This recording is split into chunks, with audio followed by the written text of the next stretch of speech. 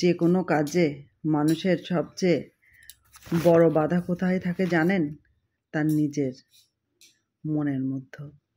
যতদিন পর্যন্ত তার মনে সংশয়, দ্বিধা, সন্দেহ থাকে ততদিন পর্যন্ত সে বাধা উপলব্ধি করে।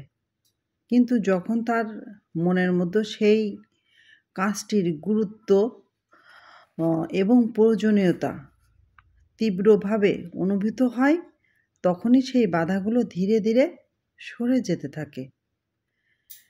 তাই সবার আগে প্রয়োজন মনের সন্দেহ দূর করা। তাহলে দেখবেন মনের মধ্যে একটা শক্তি উৎপন্ন হয়েছে, আর সেই শক্তিকে কাজে লাগিয়ে গন্তব্য স্থানে পৌঁছিয়ে দিবে।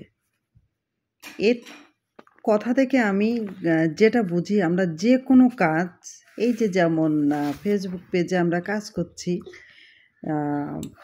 আমাদের একটা প্রথমে থাকে যে আমাদের ফলোয়ারটা বাড়াতে হবে। কিন্তু ফলোয়ারটা বাড়ানো কিন্তু অতটা সোজা না। ফেসবুক প্রোফাইলে হয় ফলোয়ারটা বাড়ানো যায়, কিন্তু পেজে অতটা সহজ না, অনেকটা কঠিন ব্যাপার। কারণ এখানে শূন্য থেকে শুরু করতে হয়।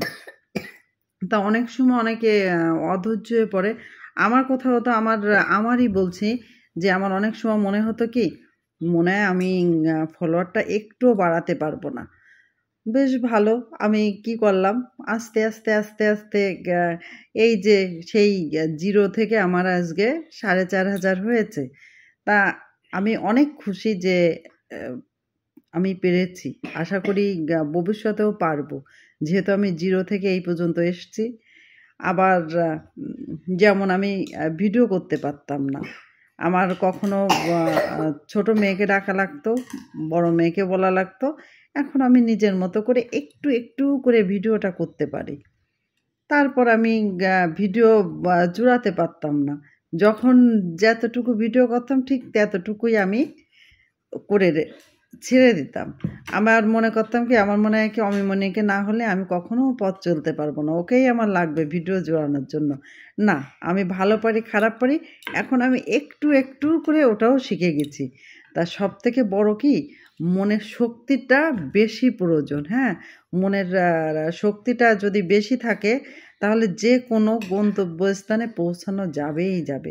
যেটা আমাকে দিয়ে বসি, অন্যর কথা বলবো না। আমি একটা জড় বস্তু, আমার একটা উদ্দেশ্য ছিল সবসময়ের জন্য আমার জীবন চলার পথে, আমি খাবো আর ঘুমাবো, খাবো আর ঘুমাবো। এটা মনে হতো না যে আমি কোনো কিছু পারি।